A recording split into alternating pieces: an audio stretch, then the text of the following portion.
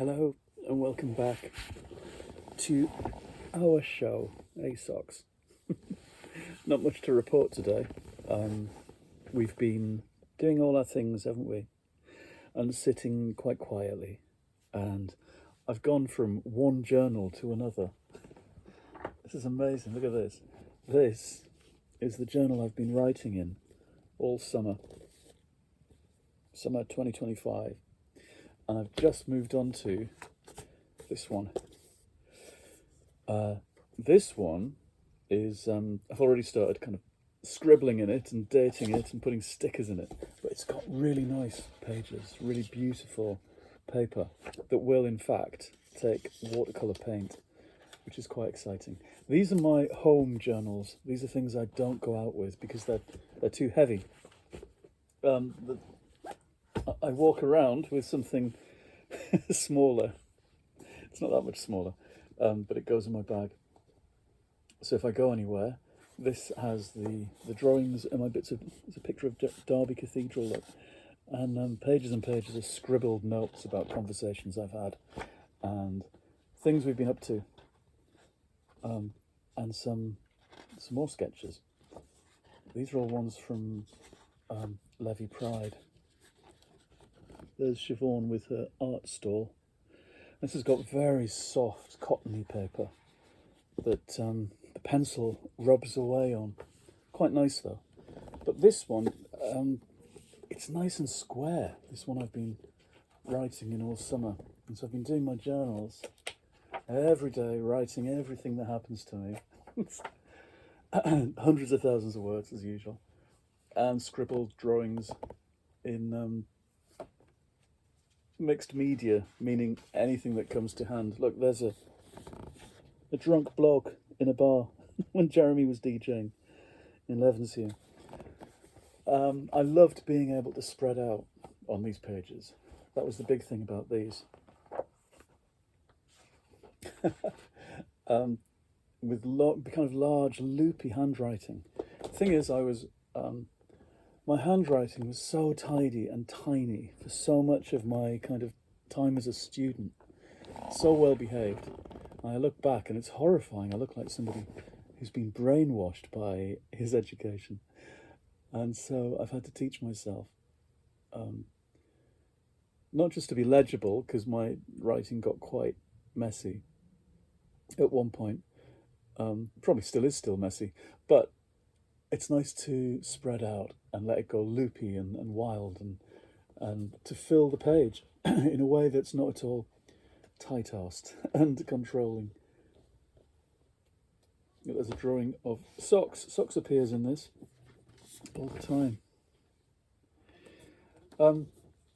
Really, I should do some more videos about the way in which I keep journals and what I do to keep a record of everything and how I've taught myself to do it over the years, and how to kind of find your feet in the middle of your life. That's what I think journaling is about reminding yourself of who you are and what you're up to, and all the salient details of things around you that you will forget and that need to be recorded. Not just as a writer, but for you as a kind of a person thinking about your life. That sometimes the details vanish, leaving a kind of distorted version behind.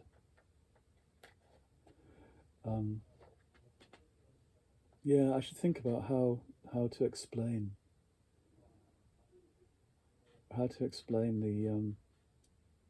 the way I write journals. I had this lovely scheme of things I used to do, sitting in cafes, where I would go through a number of tasks with my notebook, and I would describe the people around me, what they looked like, and then I would write down snippets of conversation, and then I would read something from the book that I had with me, because I always had my current read in my bag.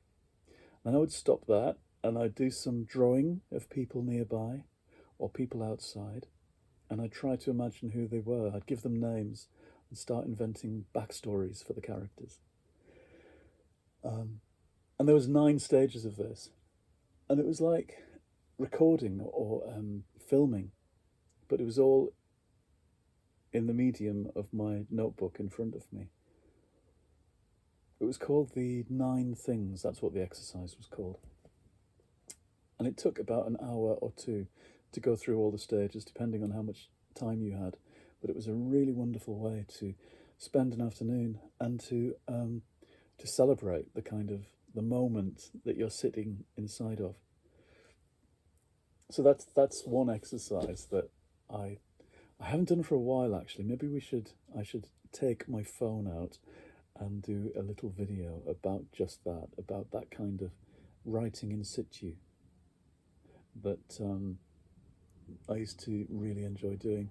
I think since COVID, writing has become something I do at home, and it's something I do on my laptop with socks on my lap, and it's all about the words on the page and the project in hand.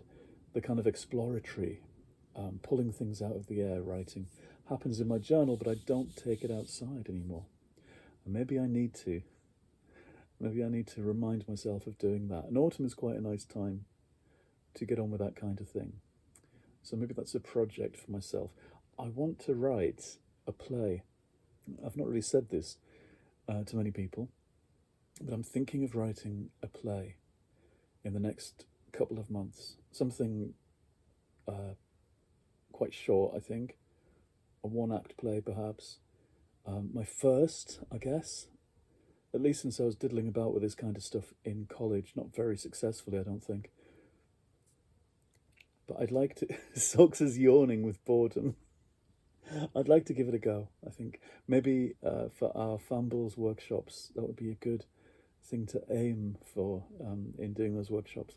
Given that so many people, we've got a bunch of people in that group, at least 4, who are playwrights. I think 4, maybe more, and very skilled at this kind of thing.